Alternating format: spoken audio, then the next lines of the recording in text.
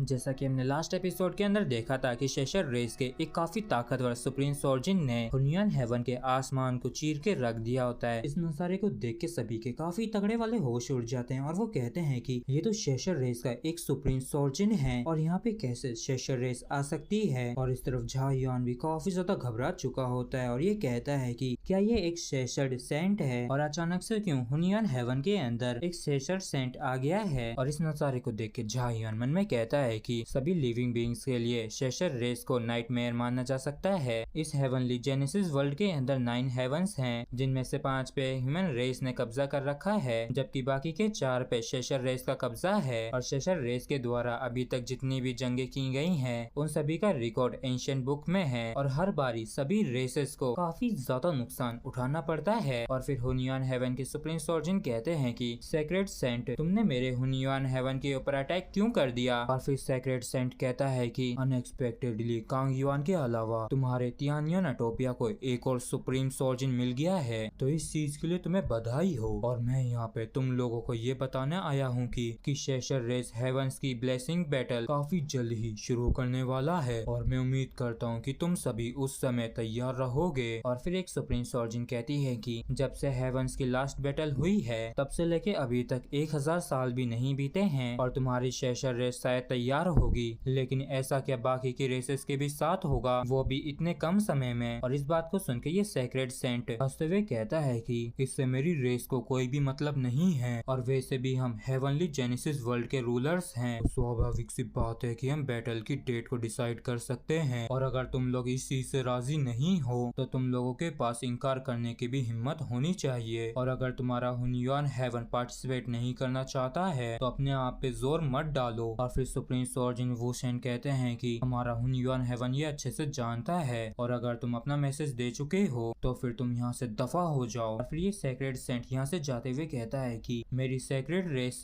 गो yuan haven के अंदर इंतजार करेगी। और इसके यहाँ से जाते ही यहाँ पे सन्नाटा सा छा जाता है और इस वजह से जुआनजू की भी धड़कनें बढ़ गई थी और ये मन में कहता है कि मैंने बिल्कुल भी एक्सपेक्ट नहीं किया था कि मेरी सेंट स्टेज का स्वागत इतने बवाल के साथ होगा। और तभी एक सुप्रीम सोर्जिन कहता है कि सभी लोग, मुझे लगता है कि आप सभी को ही पता है कि ये हेवंस की बैटल कितनी ज्यादा इम्पोर्टेंट है, तो फिर चलो और समय बर्बाद नहीं करते हैं और हमें यहाँ से लौट कर तैयारी करनी चाहिए। और कुछ भी क्यों ना हो जाए, हमें अगले हजारों सालों तक की हुनियन हेवन की ब्लेसिंग को सुरक्षित करना ही होगा। और इन सभी सुप्रीम सोर्जिन का और ज्यादा बात करने का दिल नहीं कर रहा होता है, इसलिए ये सभी ही यहाँ से गायब होके चले जाते हैं, क्योंकि ये सभी ही अच्छे से समझते हैं कि इस जैसी चुनौती और मुसीबत का सामना कोई अकेला नहीं कर सकता है। और फिर जुआनजू कहता है कि हुनियन हेवन में आने वाले दिन आसान नहीं होने वाले हैं। जो भी हुनियन हेवन के अंदर मौजूद है उनमें से मुश्किल से कुछ को ही शेषर रेस की वजह से पैदा हुए खतरे और प्रेशर महसूस नहीं हुआ होगा। और ये मिस्टीरियस और डोमिनेटिंग सेक्रेड रेस एक ऐसी धारदार तलवार जैसी है जो कि सभी बाकी की रेसेस की गर्दन पे टंगी है। और जुआनजू के तियानियन एटोपिया में अपीयर होने की वजह से काफी सारे लोगों को आराम आता है और जब तियानियन एटोपिया में जुआनजू का स्लाइहुट अपीयर होता है तो ये पूरा एरिया गूंज उठता है। और तभी जुआनजू किसी को देखते हुए कहता है कि ओ तुम्हें तो देखो, आखिर तुम किसकी जूनियर सिस्टर हो, तुम तो सच में काफी प्रिटी हो। और इस तरफ चीजिंग को काफी गुस्सा आ रहा होता है और ये अपने आप पे कंट्रोल करते हुए कहती है कि तुम तो सच में लाजवाब हो अपना वादा रखने में। और फिर चीजिंग काफी ज्यादा गुस्से की आग में जलते हुए चिल्लाते हुए कहती है कि जब तुम मुझ पे सारी जिम्मेदारी छोड़ गए थे, क्या तब तुमने ये नहीं कहा था कि तुम सिर्फ 1 साल के लिए ही जा रहे हो।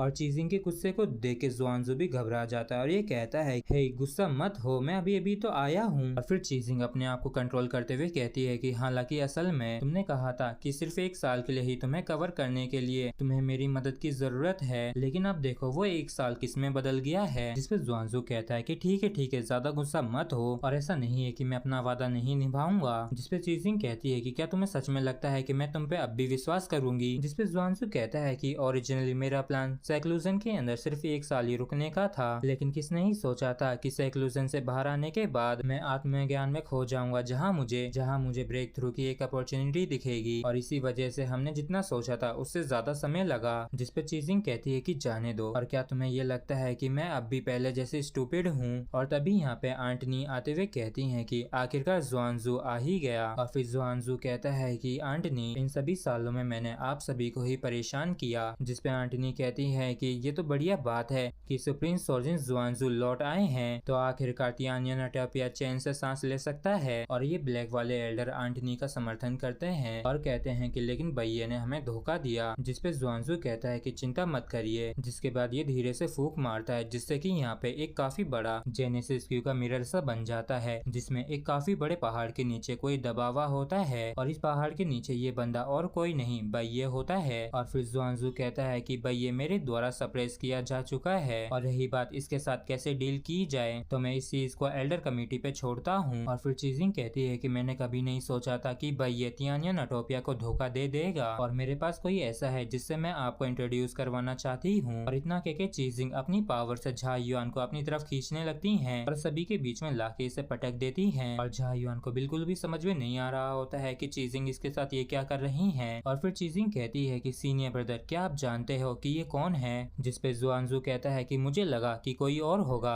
लेकिन ये तो जूनियर ब्रदर झा युआन है। और फिर जुआनजू हंसते हुए झा युआन के मजे लेते हुए कहता है कि मैं तो बस ये जानना चाहता था कि आखिर किस तरीके के पर्सन ने उस पर्सन के अंदर प्यार की चिंगारी भड़काई और ऐसा करने वाला वो बंदा कैसा होगा। और इस बात को सुन के झा युआन भी चौंक जाता है और कहता है कि क्या आप याओ याओ के बारे में बात कर रहे हैं, मतलब कि आप मास्टर से हाल ही में मिले हैं। और फिर जुआनजू अपने पीठ पे जो टंगी हुई मटकी होती है उसकी तरफ इशारा करते हुए कहता है कि इस तरफ तो देखो, मैंने इस बड़े से ट्रेजर को मास्टर की गाइडेंस की मदद से हासिल किया है। और तभी चीजिंग इन्हें रोकते हुए कहती हैं कि तो आप मास्टर से मिल चुके हैं, तो कोई ताज्जुब की बात नहीं है कि आप झा युआन की आइडेंटिटी के बारे में जानते हैं। और फिर जुआनजू थोड़ी ऊंची आवाज में कहता है कि अब जल्दी से मुझे सीनियर ब्रदर कहो, जिसपे झा युआन कहता है कि ग्रीटिंग सीनियर ब्रदर, जिसपे जुआनजू इसे गुड बॉय कहता है। और फिर चीजिंग पूछती है कि वैसे सीनियर ब्रदर ये शेषर रेस के सुप्रीम सोल्जर का क्या मसला है, जिसपे जुआनजू कहता है कि चलो पहले तियानिया नटोपिया के अंदर जो उथल पुथल मच रखी है उससे डील करें और इस बारे में मैं सब कुछ तुम्हें बाद में बताऊंगा। और तो अब सुप्रीम सोल्जर वांजू के पास समय नहीं है हम लोगों के लिए दोबारा से परेशानी खड़ी करने का, और मुझे डर है कि अब पूरे हुन्युन हेवन में बिल्कुल भी शांति नहीं रहेगी। और इसी के साथ फ्रेंड्स एपिसोड भी हमारा यहीं पे खत्म होता है। अगर आप लोगों को वीडियो अच्छा लगा हो तो प्लीज चैनल को सब्सक्राइब और वीडियो को लाइक करना ना भूलें। Thank you.